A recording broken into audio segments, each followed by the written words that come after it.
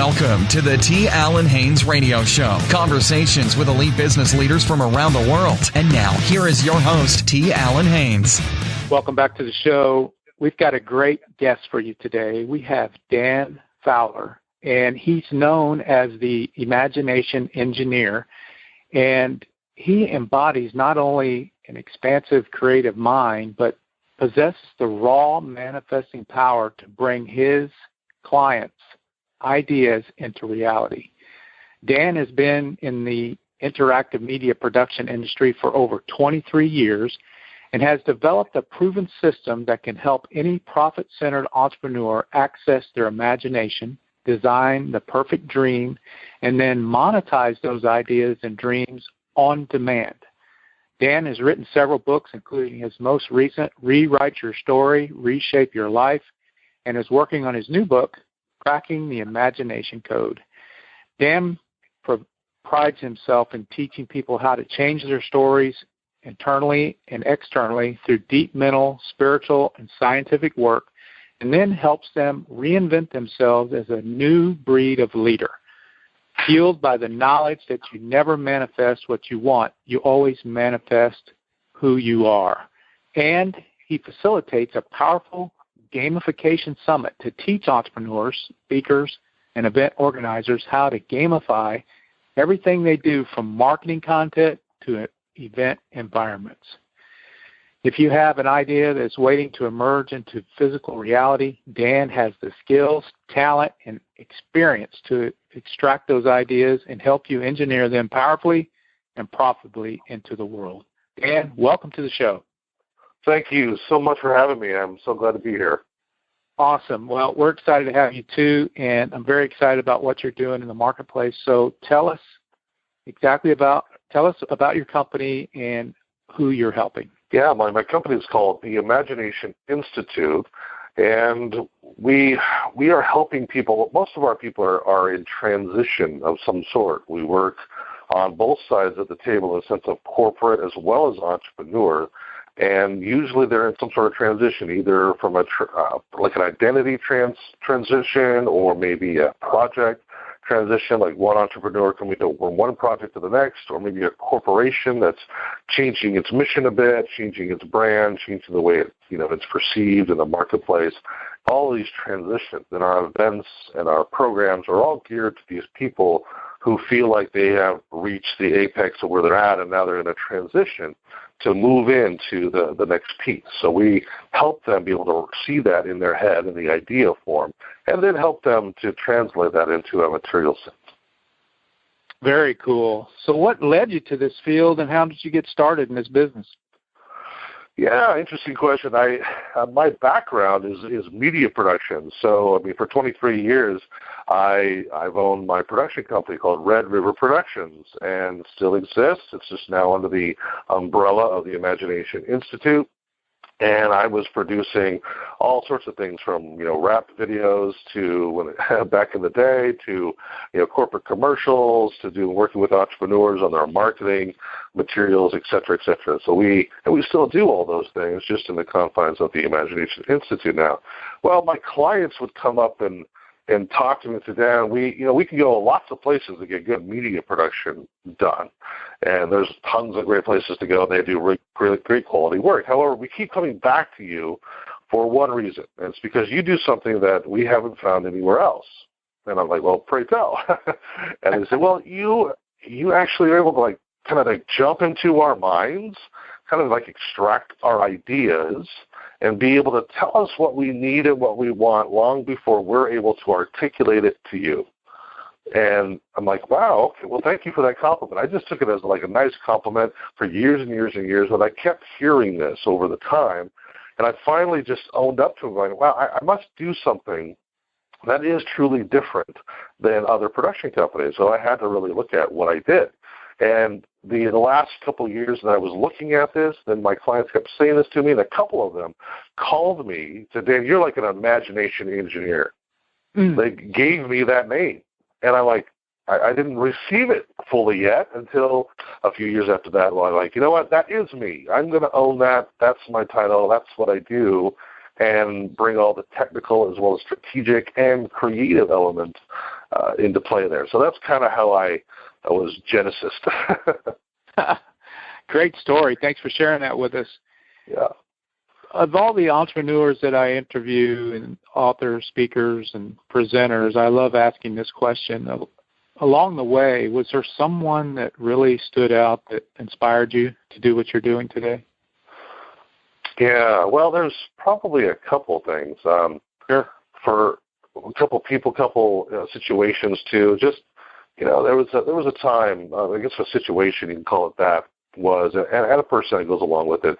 When I was in the eighth grade, I was in my history class, and we were given an assignment to do a family tree project, right? And part of the assignment was an oral presentation that we'd have to do in front of the class. And so we're all, middle schoolers, and we're finding ourselves and all of that. And we were given three options on what we could do for this oral presentation. One was write a poem and recite it. The second one was write a song and sing it.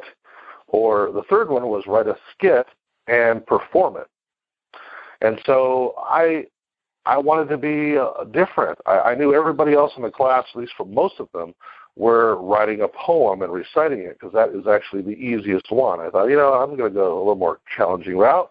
I've never done a skit before, so I'm gonna write a skit based on my family tree, and I'm going to perform it.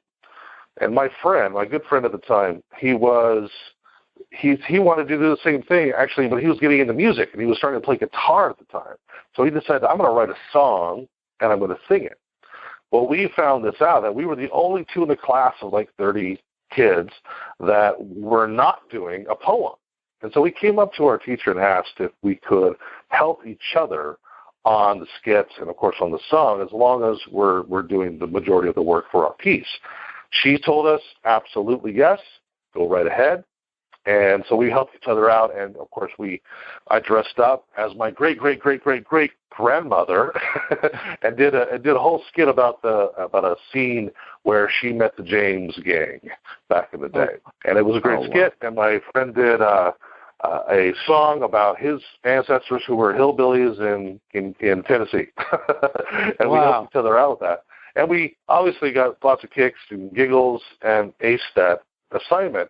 But then beyond that, my teacher and I, we're talking, and then my friend came up and says, I would love for you to redo that skit and song at our big junior high night, which is like in front of all the parents and students and yada, yada. And we had to think about that. But that was like my break into doing more performance type. I had never done anything like that. And we just ultimately decided that we'd do it. We got standing ovations at the junior high night, etc.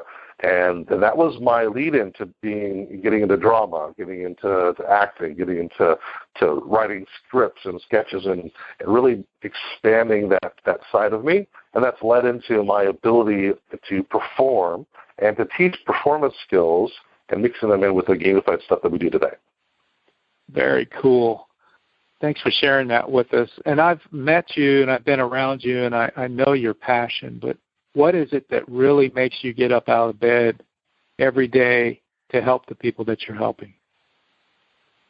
Yeah, I'm a crusader for changing the industry. When I say that, I mean like the self-help and the business development, personal development industry. There's a lot of great information that's going on out there.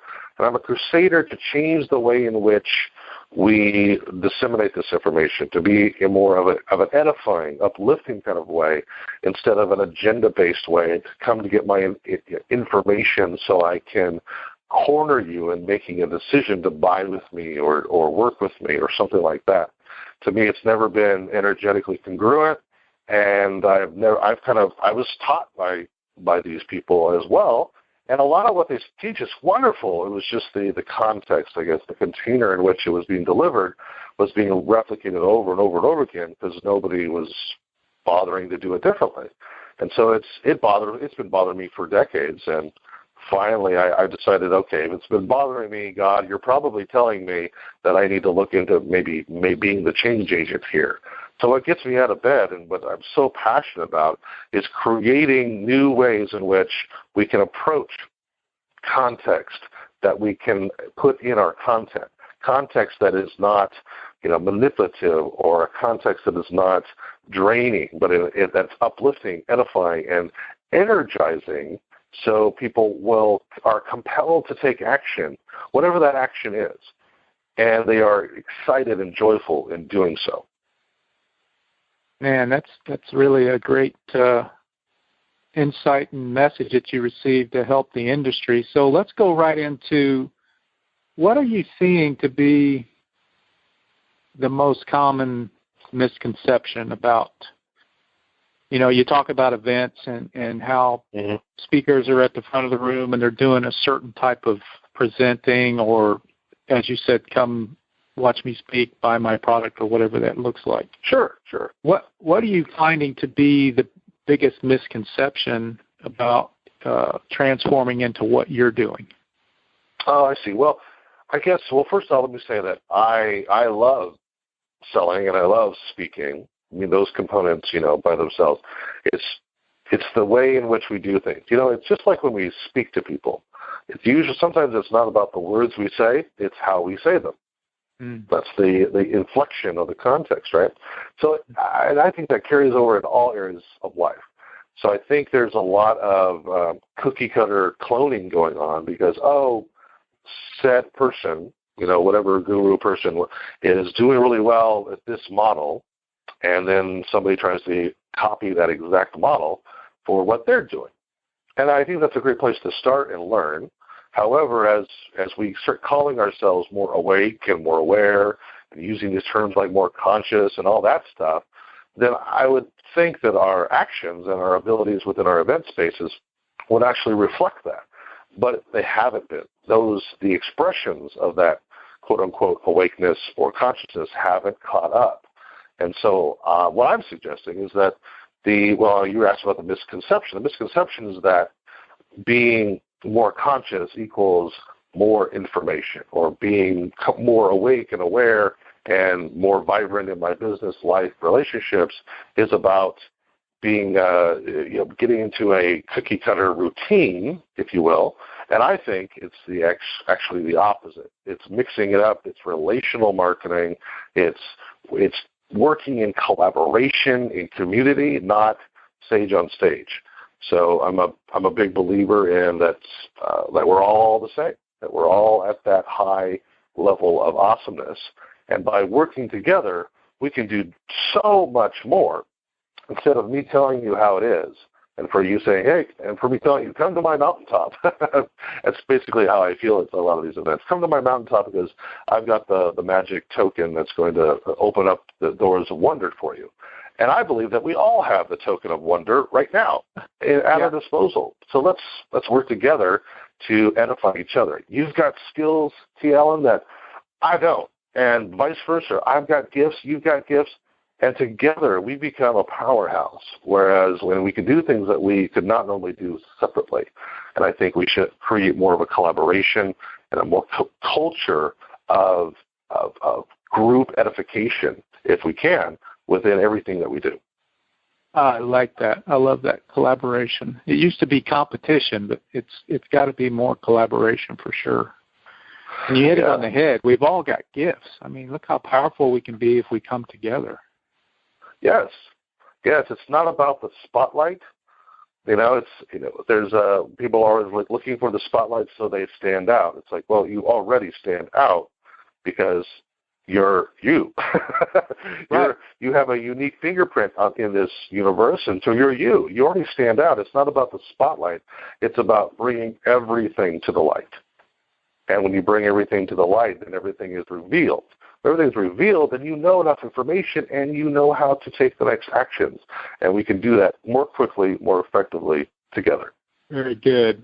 Can you tell us a story or a case study about how you've helped one of your clients or a customer overcome, to get into what you're doing? Absolutely. So, there's so many to choose from, but I'll choose one. His name's Chris. I won't use his last name, but Chris is an artist and a technician as well, and a tactician too. He's very, very, very smart, very, very intelligent, but very, very creative too. Well, I met Chris a few years ago, almost 2.5 years ago. And Chris was thinking he was going to expand his, graphic design, modules and graphic design agency, if you will. And over the course of time, after he went through and worked with me through one of our big programs called the Dream Lodge, he realized that graphic design was just a small part. And what the core of what he wanted to do was to bring these modalities and to be access to people who didn't normally have them, to create nonprofits, to be in foundation, to create community outreach. That's what he wants to do, is his heart desire. And he was cloaking it with all his artistic work. And I showed him, and I worked with him, said, look, here's this new concept that's kind of scary, that you've kind of buried because you didn't know how you could, quote unquote, make money with it.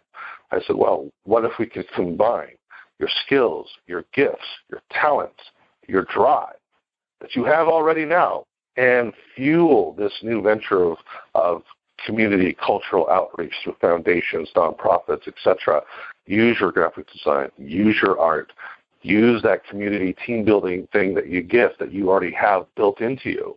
And now he has gone from doing, starting with foundations, getting some grants. We helped him write proposals for that.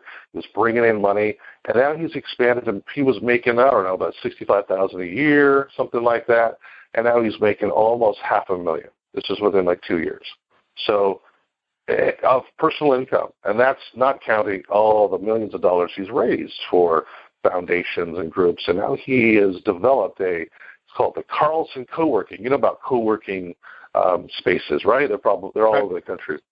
Well, he created one, the Carlson Co-work, with a bunch of other guys and girls, and this team-building gift that he has. And now he's getting lots of television coverage, a lot of media coverage, and now he's franchising out, and it's just taken off. It's because he started to embrace his true inner core with that idea that was floating in the ethereal, and through our systems and process, I helped to reveal that he was, one, covering it up, and two, there was a path in order to make it reality. That's that ethereal to material. So Chris is he's hot to trot, and he always calls me up from time to time to tell me what he's doing. And he always offers, say, hey, let me know when your next event is, because I want to be a walking testimonial for you. That's a powerful thing to have when a client goes out of their way to tell you, hey, I'll be a walking testimonial for you. I will come to your event for that specific purpose. That's fantastic. It's a good feeling for me, and it's great to see all his results on his end. Well, yeah, that's an amazing story. Yeah. Thanks for sharing that with us, for sure. So Absolutely. if the listener's ready to, go down a different path, maybe we've got speakers listening, maybe we've got event planners, maybe we just got individual entrepreneurs, but what would you say would be the first thing they should do if they're ready to make that change? Yeah, the first thing, really it's just you have to give yourself permission to do this. So the first step is this whole imagination thing. That's why we call it the Imagination Institute, is most adults have forgotten that imagination is the most powerful asset they have. They have chucked it or put it into the chest of drawers that's labeled child or fake or phony, or that doesn't really exist, because that's what society tells us. And it's become another dirty word. Imagination, oh, yeah, right. But imagination is actually the greatest asset that we all have. So my first step for all my clients is saying, we have to work to get to the place that you give yourself permission to imagine again. Because until that happens, you will not be able to achieve the things you desire and dream. Because those are percolating. Where are they? In your imagination, whether you want to use that word or not. You must give yourself permission to unleash those things into the world. And right now, your ego, your psyche, societal pressures has trained you to keep that boxed up because it's so powerful. And because it's so powerful, it's kind of scary. And so for you to have that much power.